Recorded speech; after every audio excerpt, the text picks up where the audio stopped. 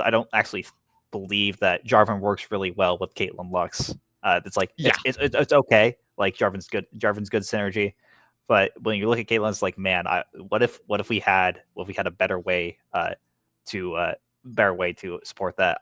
Like just throw Zyra jungle in there. Like I think that works really well in theory with those champions and plays to those strengths if you want them. Certainly. And it was something that, we have a friend who really appreciates like Darius jungle and things like that, because it can predate on people that are not prepared for that. A lot of people will talk about that breaking the meta or whatever, but really, like, the mindset should be like predatory on the meta. So when we have teams that are picking very pro normative comps, with your Orns, with your big team fight CCs, know what is good against those, and that is good thing to protect. We have our team here at the bottom. They're rushing through because they chose a third party to do the ban phase, which is wonderful.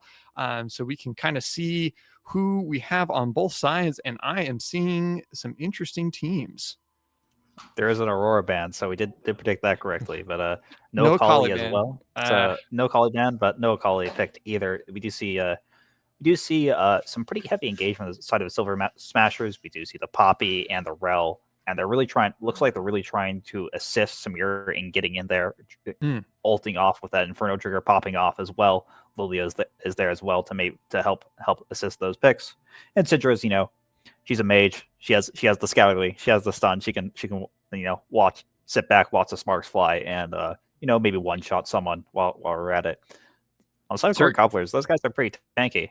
I was gonna say, these are not, obviously, like, getting on top of Victor, getting on top of Kai'Sa would be nice in theory, but I'm seeing a set. I'm seeing a Nautilus who would absolutely love for you to come dive my carries. They look so weak and helpless, but then get CC'd for an eternity. I will say, as a Warwick main myself, I am not thrilled by this Warwick. I think he's going to have a very rough time with the amount of displacement abilities that are on the side of the Silver Smashers. There's nothing more frustrating than getting pushed around as a Warwick and not being able to latch on to people or use your superior movement speed. Yeah.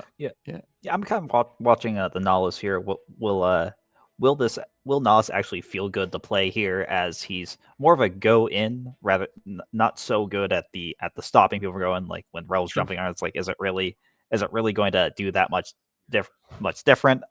He will be able to point and click Samir every time she tries to go for the ulti, though. So there's definitely some strong points here, but I really wonder if Nas is going to feel particularly good trying to assist his backline, Victor and Kai'Sa, to really dive or really engage on people. It's like, you can't get Kai'Sa to dive people. It may work. Syndrome may be a good target as well. So we might see a little bit of that. Other thing I think is Seth's just gonna throw. Just throw. Like, if Poppy tries to go, it's like he's got a very good throw target to just turn around the fight, and that's gonna we're gonna see some interesting showstoppers this game, and it could be spell pretty a lot of danger for the Silver Smashers. And it's interesting for Silver Smashers because they're so mobile. Like, if Nautilus is able to be in range to target Syndra, I kind of feel like the other four people have already run past you, and your ability to peel the two squishy carries is tough. So Kai'Sa not only jumping on the Syndra is important, but Kai'Sa being able to choose a spot on the map that is not like being hoarded by crowd control, definitely something we need to watch. Because if Nautilus is able to, say, root the Lilia and just make her life miserable, then that's a champ that isn't going to get these massive sleeps, but yeah, I'm hoping for some bombastic team fights. I think we have a good potential for that here. Looks like we are moving into the queue as our spectator delay wraps up. Very excited to see this for the chat. I know we have a couple of opinions in there so far. Show your hype for who you'd like to see, Silver Smashers or our new team to the PLC, which is the Corny Cobblers. And yeah, we'll get into this third game of PLC. It's the third Swiss. Neato. Yeah. But yeah, the Poppy. I'm trying to think. Like, there's such a beefy top lane. It's going to be kind of tough for. Oh no, Lilia kind of enjoys those ganks. I'm trying to imagine these matchups in my head because a lot of these champions are not ones that I personally pick. Server Panda very excited for Corny Cobblers in the chat. All right, yeah, that's it. But a good name. What can I say? Certainly. Yeah. So any clear winners for matchups? They picked relatively similar, control mages in the mid, kind of beefy juggernauts in the top, and then an engage tank support with relatively safe ADCs. So I'm trying to imagine if any of these guys are clear winners in lane. Any thoughts there? You always have to watch out for Warwick. Being able to move rather quickly around the jungle map, and he's very good. He's very good in a 1v1, 2v2 for like first clear. So that's something problem that could crop up for the side of Silver Smashers. Lilia will probably not have a good time versus Warwick if they do run into each other. See another 5-point opening. No stacking again. So it seems since teams have agreed that it's nice to just get the vision, figure out where people are. And it looks like Poppy may have got spotted out there in the topside bush. Yeah, very, very interesting that we don't see any sort of invade so far. That everyone has kind of just handshook and said, our first blood is too important to coin flip. If I had to predict this before the tournament started, I would have imagined the exact opposite. But here I am, have never won in a tournament, so maybe that's a part of it. So. Yeah, go ahead. With Poppy being spotted out here, it's a surprise. Maybe Corny Cobblers had an angle to run that. You see a set going in there on Poppy and hitting her with a face breaker as well to extend the trade just a little bit. Now she's about half HP in lane. Set's got the Dorn shield and his passive, so he's going to be regenning quite a bit in lane here versus the Dorn sword. Yeah, both top laners, no slouches in damage. It was kind of surprising to see Poppy to deal that much damage and then Set. But like you said, Set's regen is something that you learn very quickly when you first play against Set. Some skirmishes in the bot lane, definitely looking to be on the side of the Corny Cobblers. Healing pots already popped for Rel and the like. Both teams seem to be rushing for level 2, trying to get that early engage on the enemy team. This is going to be a little bit more of an exciting part of the lane, as both are really rushing to hit that level 2, and they're going to get a fight as soon as that minion dies. Yeah, they just Corny Cobblers just leveled up on the red side, but the dredge line misses, and that means the engage is missing. We see the Ferromancy crashdown come from Squires, and we do also see the Ignite go down onto Merlin guy. Maybe a little overzealous use there, but as a Zelda girl and Merlin guy are just gonna walk away from that fight. Yeah, and sharing the same brain cell for the bottom side, as top side, absolutely fighting it out. Interesting to see that how much Poppy has been able to heal. You'll notice her item started as a Doran's blade, trying to utilize more of a lifesteal focus than something like a Doran shield. Fighting against a Set is not going to be fighting you as much as he's going to be full comboing you. Every time that he does damage to you, he wants to deal all the damage to you. So Poppy choosing the Doran's blade for that lifesteal is certainly interesting, and I'm not sure it's necessarily the right choice. But Poppy players might be rolling their eyes at me right now. But that is okay. Looks like things are going fairly standard as people reset. Big poke coming in on Samira down there. getting that blood scent from that Warwick, that is something that we should be thinking about throughout the entire game. Every time someone on the Silver Smashers is a blue team is low health, that allows Warwick to not only traverse the map faster, but also makes it easier for Warwick to gank. Warwick's W being something that only gives movement speed if he has activated it or they're at half health. So if something is activated, someone is not half health and he's activated it, it's almost a clear cut thing that Warwick is ganking your lane. And like I've said before, this is a lot more of a passive game. I think anyone that is predicting Otacon that doesn't have the kills is going to be right here. Here's that Warwick coming in. Yeah, keep your eye out there for that. Warwick was looking around, had the blood set marked on Syndra for the past couple of minutes here. Victor's maybe looking to set that up, but Syndra's going to flash away preemptively. Say, I don't want any of that. Now we see Set fighting to the top lane here. Hits Poppy with the Haymaker. Looks like trades over there. Dredgeline in the bot lane from Merlin guy. Hits a minion as it's coming in from the wave. Zeliro and Merlin guy are doing a good job of poking down Samira, but but that Judge Line missing means they're not quite able to connect a serious amount of damage for now. Yeah, and note how low Samira is without drinking O Potion. Oh, man.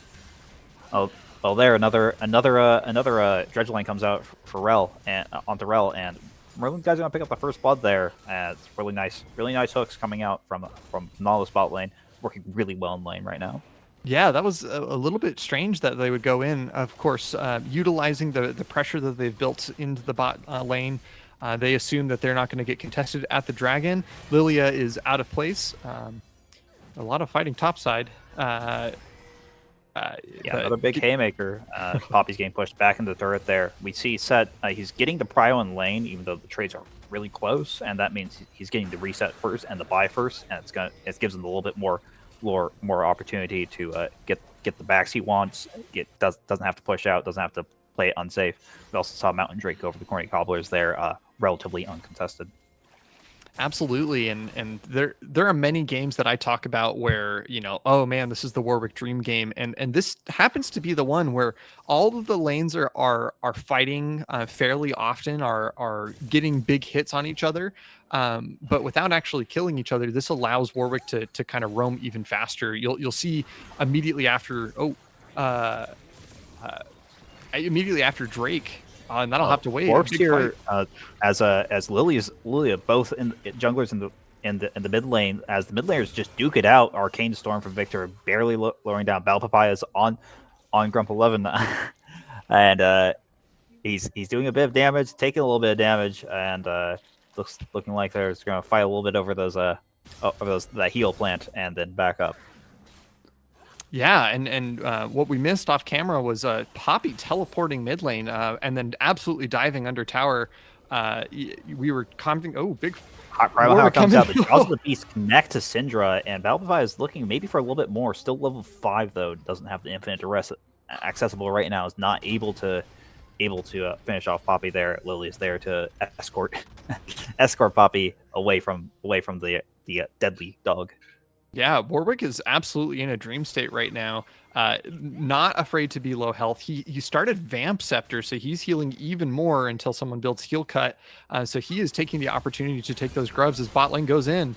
Yeah, we do see a Merlin guy in the bush there trying to bait out an engage from Rel. Does get the bait, but Zilliger gets very, very low here. Cleansing and Ignite there to avoid the damage. Now we see we just saw Warwick finish off the Void Grubs. He's level 6, lands the Infinite Arrest onto Crim. Scour the Weak, pushes his back. Victor's moving forward here. Syndra doesn't really have CC for a couple of seconds here. Will she be able to get away from this in their Dark Sphere? And Valkyrie is going to elect to not continue chasing up to that turret. This is, as I understand, at least 2 epic monsters for the side of the red team so far. I'm trying to remember who got the first blood. That should be Boots, feats of strength for the red team, which is interesting. According to our past 2 games, that means an almost assured win for the Cobblers. But as I see things right now, they don't have too much of a lead. They have about 1,000 gold on their side, but not anything that would justify them to be an immediate win. These 2 absolute tanks just fighting it out. Our spectator loving to see the grass procs, but yeah, it'll be very interesting to see how this plays out now that they do have such an early feat, an 8-minute feat. Feats, I believe, are not complete quite yet. We have 2 of the 3 epic monsters required for the second feat of strength, but Cobblers does have the first blood, which went to Nautilus at the beginning of the game. So they're threatening. Very good for them. We do have C set here, chasing down Poppy the Knuckle down in the mid lane. Victor drops the Arcane Storm again on the Syndra. Syndra uses Scatter Week to push him back, and is again walking away with just a sliver of HP from Arcane Storm. Seems to be happening a lot this game. As the trades are just not quite going in our favor. Now we see the Facebreaker come out, and the Knuckle down. Two auto attacks, just barely walking away. Poppy using the Steadfast Presence to gain just enough distance to avoid dying there. Silver Smashers are absolutely getting away with no health. Yeah, Merlin Guy and Zilligro fighting for the vision in their tri-bush, but we see the jungler here as well. Lily is here to fight, and Merlin Guy's getting dangerously low under his turret. Just saw Infinite Duress come across, basically from the top side bush from Battle Papaya. Really nice aim there. Infinite Duress is a little bit harder to hit than you might expect, and especially when you move that fast. And picking up another nice kill there. Do see a Merlin Guy stuck around here, low HP. So hopefully that doesn't spell any trouble for him. Yeah, the gold gap is starting to widen as Warwick is starting to pull out with his 2-0 advantage. He's got a slightly more CS than the jungler, and you'll see almost uniformly down the line. There's more CS and gold on the side of the Cobblers, which are able to take things a little bit further. Syndra opting to walk into lane and immediately choose violence, but ended up taking more damage than dealing damage. I think Victor is feeling very comfortable in this situation, having a little bit more AP in this situation. The Silver Smashers ended up taking Dragon, which does not mean that feats have come out yet, which will be very good. Feats are gonna stay a little bit out for a little bit. Arcane Storm just unleashed by Victor, but he's gonna get hit by the Scour of the Week. Unleashed Power is gonna land as well from Syndra, putting him dangerously low. Grumpleft's gonna pick up the kill on Lilia. Sets here as well. It lands a Facebreaker and the Haymaker on Squires, but he's gonna leave with very little HP. Battle Papaya here as well, though. Can you outrun the Warwick? We do see the Keeper's Verdict appealing off Battle Papaya. Heroic charge right into the wall there, and can the red team do anything? Can Corny Cobblers do anything here? And they're going to go down, set trading with Rel, and looks like Silver Smasher's going to pick up the Void Grubs here. Wow, that's all of a sudden the game is almost immediately back even. We got a little bit of something going on in the mid lane, but suddenly if they can take the grubs without being contested, Lilia being very low for this, but should be able to survive using the jungler item. And that's 2 epic monsters on both sides, if I understand. 1 Drake each and 1 grubs each, which means that the next tower or epic monster should give feats. I actually don't know if they get the epic monster if they only kill 2 of them.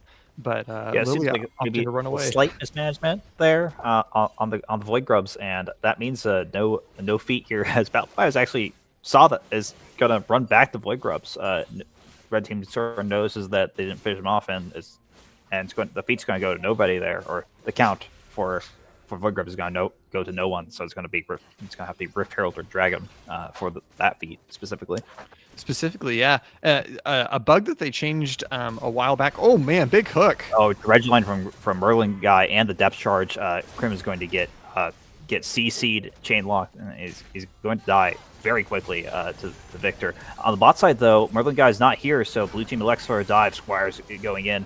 Inferno trigger out from Samira, taking the turret, but surviving with enough HP. Ooh. Merlin Guy's back here. Now he's opting to try to throw a drift line at Samira. It's gonna back off here. Really nice response from Silver Smashers there to just go for that dive once they saw Nautilus show mid lane, and at least getting something back for the loss in mid. Yeah, it's lot of these. Yeah, Seth's looking for a haymaker, and very nice right there. Do see Victor just caught by Scour of the Week in the mid lane. Crim's gonna put Victor very, very low here, and Poppy's in top lane there, and roaming around in time. Really good communication from Silver Smashers to find that. Now Seth's here. He's gonna throw. He's got a showstopper on the Syndra right into Warwick. Wilting Lullaby hits both Valpy and Set, and Pop's gonna pick up the kill on Warwick. I'm just gonna pick up the kill on Set, and now the Silver Smashers are coming out very far ahead here, running down Merlin guys. He shows up just a little bit late to the party here, and he's gonna die for that. Hits a dredge line to try to maybe keep him under turret, and it's gonna go down. Now we see again blue team again, really great choice here, going for the dive here onto Zelda Girl, but surviving just a sliver of an HP. The Ignite not enough to finish her off, and that's going to be a really big win across the map for Silver Smashers. Yeah, it's kind of sad to see that the Corny Cobblers who have such a important save. Valpy is here. The Primal Hell fears Samira. Teleport's coming down from Poppy to respond. So Smash is looking to go back in here. Valpy has still got the blood scent on these champions. Heroic charge, stunned to the wall. Fairmat's crashed down, knocked up. Poppy is unstoppable. Death charge just went down on Samira. Samira's getting dangerously low here. But Kai'Sa's looking for it and does manage to find the kill. Uses Killer Instincts to block some damage from Poppy. Poppy's on the run now. Oh wait, no, that's the Killer Instincts. And another auto, and Kai'Sa's going to get a huge shutdown. That's 4 kills on the Kai'Sa right now, and that's she does say that's 4 if you do play the game. So you know she can count, and that's a lot of gold for Kai'Sa. That is a lot of gold for Kai'Sa. Suddenly she went from being in the game to being a legitimate threat in all of this. And it is a fact that Corny Cobbler is just continues to put in champions into a losing fight. In the fight that happened 2 fights ago, that takes a loss and then really upscales it to a tragedy. Both teams moving into the dragon right now, as Victor tries to put pressure on the mid turret. First turret did go down on the bot side, and we're seeing a lot of bullying in the mid lane, but he should be able to get away just safe. And right now, it looks like things are starting to swing back into the Silver Smashers' favor, so that things are much more even. Looks like we're going to get a big fight by the dragon. Yeah, Sets in the middle of that team. Goes with the Showstopper and the Haymaker. Magnet Storm comes out. That's not the Magnet Storm. That's there's a bunch of fighting for everybody. Crim's there to shred some of the backliners coming in from the flank. Merlin guys really out there. Dredge line does create some distance, but with the full tilt, Rel's going to keep him locked up to get another kill to Crim. Now Crim's face checking this bush with Set in it. Swirl Seed's going to land on him. He's going to flash away from the Haymaker. Victor's here to try to pick up a kill, but he's going to drop the gravity field and walk away as the Skyr Week pushes him back. Yeah, Silver Smasher is going to claim that Ocean Drake. Yeah, the overconfidence for the Syndra. I really liked the way that Silver Smashers were able to control the Dragon Pit and really scatter the Corny Cobblers, forcing them to engage from not very good angles. That I would attribute that to the way that they won the fight. It does look like we're going to trade Epic Monsters, both Dragon for the Rift Herald. This is only the 2nd Drake, Ocean Drake being a nice buff, but not necessarily very strong, and Rift Herald being an almost guaranteed kill on 1 or maybe 2 towers if used properly. It's going to be interesting to see how the Silver Smashers decide to play this. But it looks like we immediately choose violence again. Yeah. Corny Cobblers rotate from the Rift Herald straight to mid as where Silver Smashers are pushing in. They're going to find Squires. Valpy is going to just chomp and get a nice kill there. That mid turret's pretty low. We'll see what they decide to do with that. Keep in mind that the trade of the Rift Herald and the Dragon actually gave feats to the Corny Cobblers.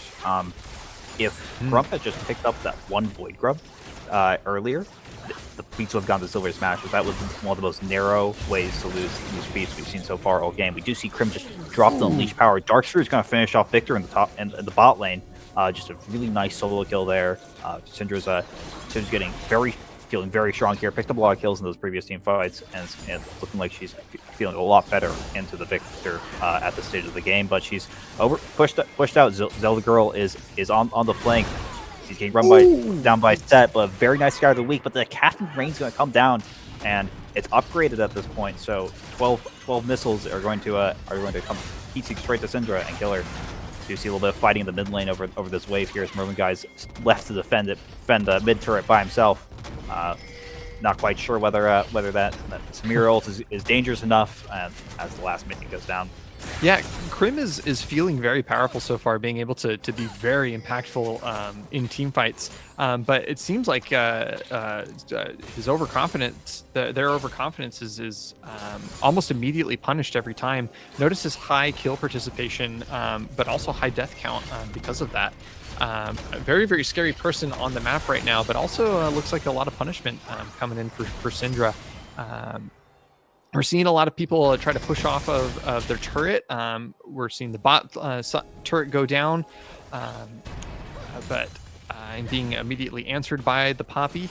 And a lot of powerful stances here as they fight for that mid turret. Looks like we're going to get a fight both on the top side and possibly the mid side as well.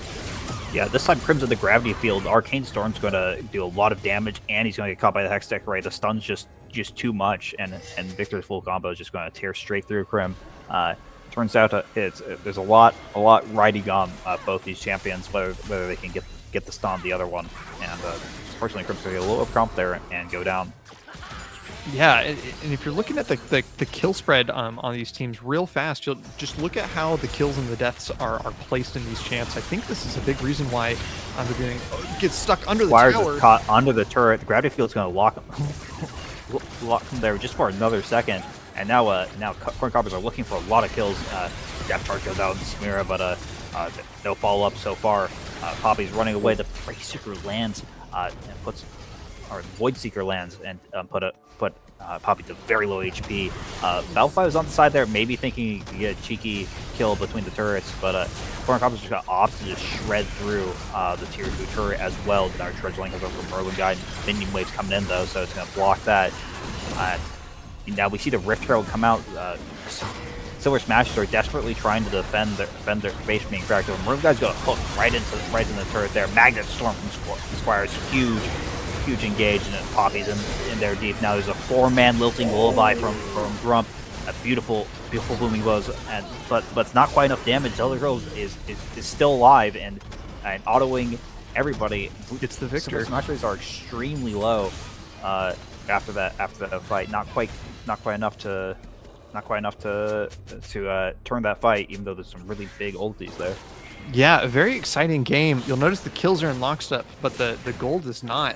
And a big portion of this is the amount of time that players have been spending dead. You'll notice the CS deficit between bot lane and mid lane. Almost 50 CS on the side of Victor versus the 40 CS on the side of Samira. These epic monsters, these fights, they're starting to add up as champions take time away. It looks like we're getting to Otacon to get the fight. It does not look like the Corny Cobblers will be able to respond in time, or at least with enough people to really make a difference. Looks like they're going to try anyways. They start poking the champions that are fighting Otacon. Otacon has so much health. It's such a new boss. Yeah. Set just got out by the Silver Smashers, and he's going to get stunned. Otacon's doing a lot of damage. As you see, Poppy's still half HP. A Hextech Ray lands. Otacon just reset. Rel's in the middle, getting focused down there, and Dredgeline just landed on Crim. Now he's going to flash into Otacon. The Void Seeker's going to land and finish off Crim as Corny Cobblers flood into the topside jungle, looking for the rest of those kills. Only Grump is left alive.